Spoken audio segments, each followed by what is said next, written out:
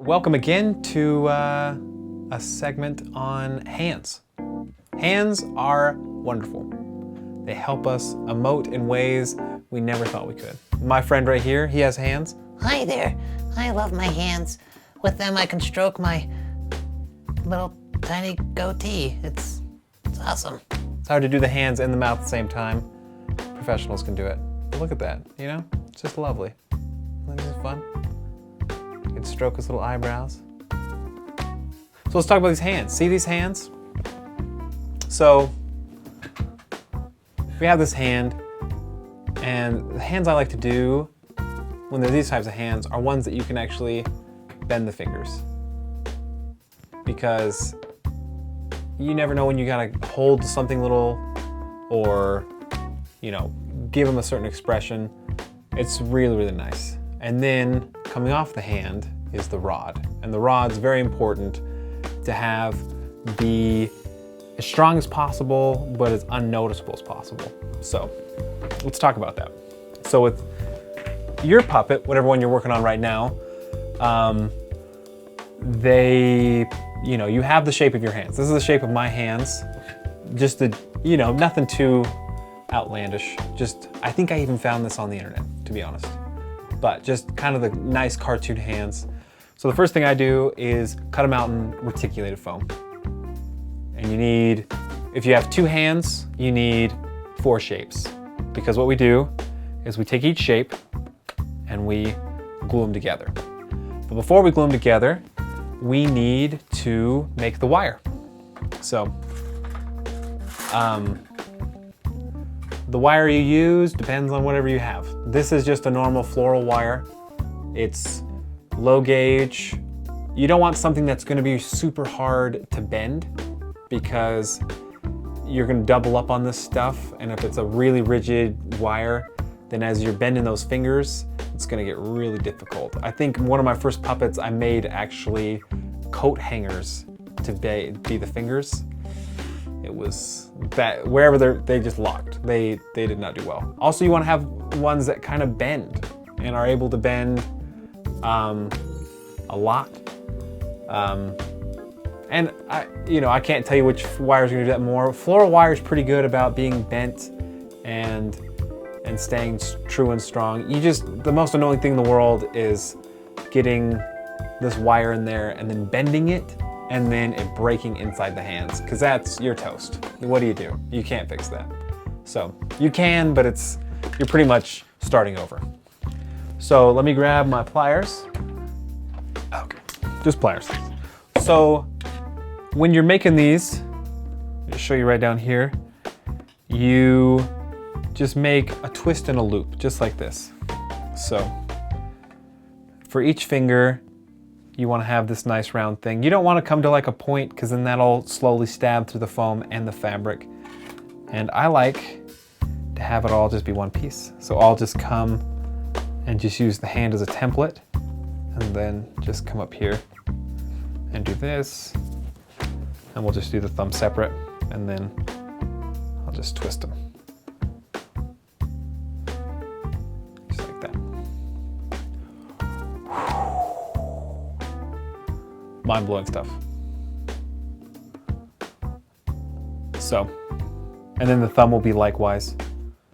If I had a longer piece of wire, that'd be super nice, because then I can just do it one piece, but you can always just come over here and lash another piece in if you have these small pieces of floral wire. Make it all nice.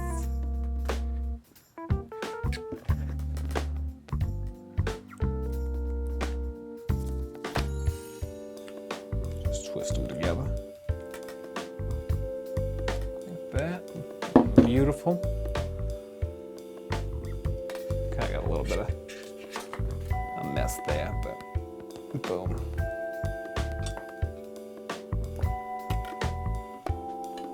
And this piece will come over here. Again, we'll come around and loop it.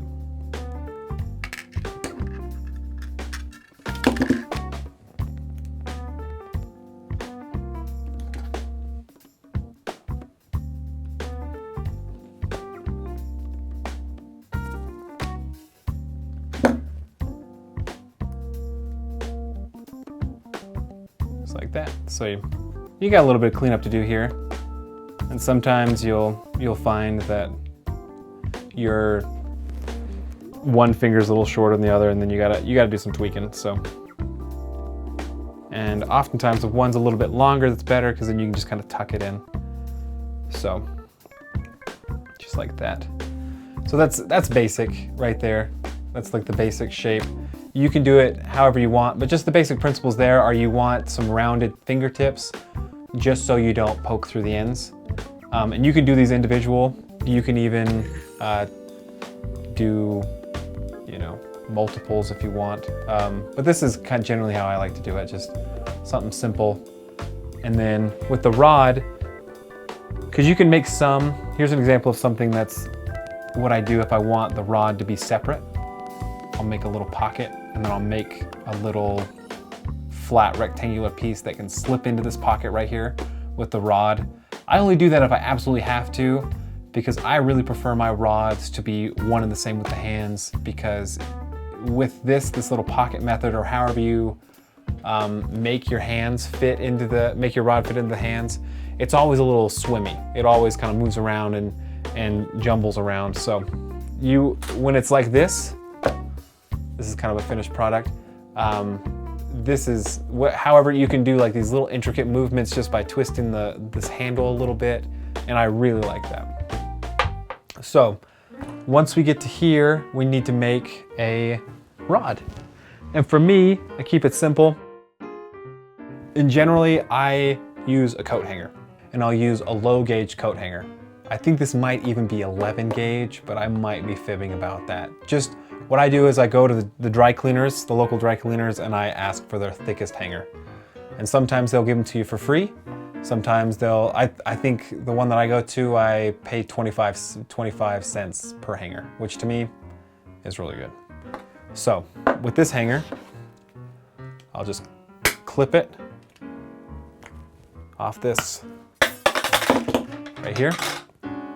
So I'm left with this length, and this is generally a good length for a rod. So this part right here, I'll let be the part that goes into the handle, and this part right here will be the part that goes into the hand.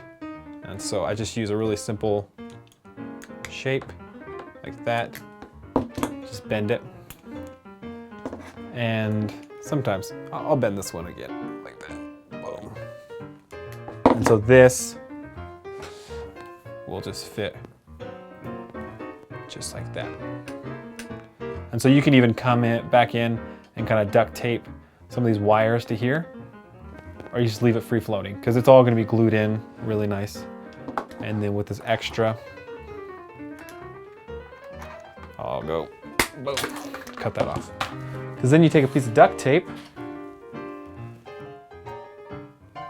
and you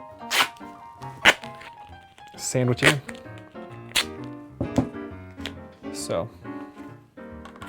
take your duct tape, lay it just like that, fold it over.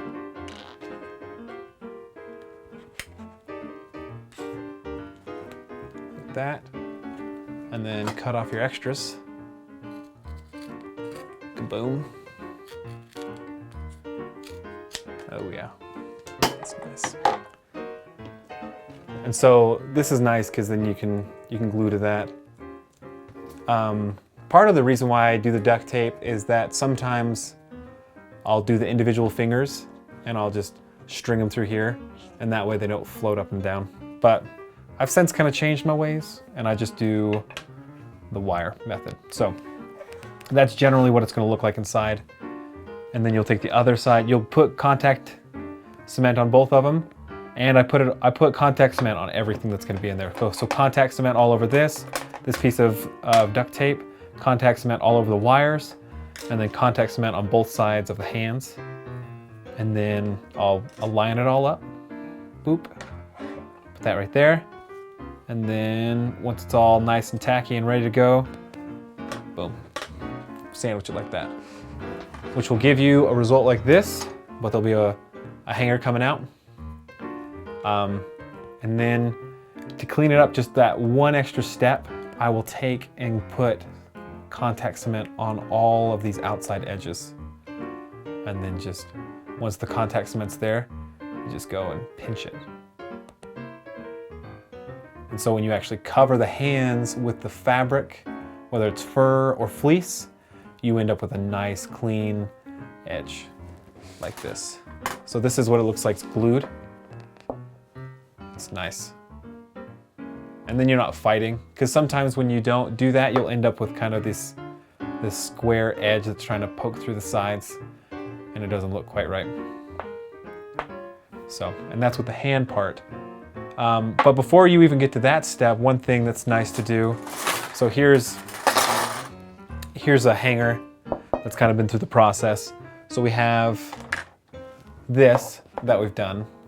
And then the next step is you'd want to put this, you could either paint it, or one thing that someone showed me was using heat shrink tubing, which is commonly found at hardware stores. Or you can buy it offline in bulk, which I've done. And you just simply take your rod and you just slip it on. Like that. Trim off your extras. And then with this, you'll take and put it over, you'll either have like a heat gun. Sometimes I just turn the stove element on and I'll just rotate it like a chicken over the element, and that'll shrink up nice. The advantage to this over just painting is that if you paint it, paint always chips off unless you really treat it. Paint's always chipped off for me. This is really nice because it'll never chip off. And when you have a few of them together and you're back there, it reduces this little clinking sound. So if you just had two that are painted, you got a much louder, sharper sound. And like, you get a couple performers back there and it sounds like you're swashbuckling. So, advantages to this. This is more expensive, obviously, but it's quicker than like painting, setting aside and stuff like that. So that's just a little tip there. So, and then this bottom part right here, I'll just clip off this end like that, and then take a dowel and drill a hole, and then I'll rough up this bottom part by either like sandpaper or like a file, and then drop it in there with some epoxy, like 2-part 5-minute epoxy, and just like that.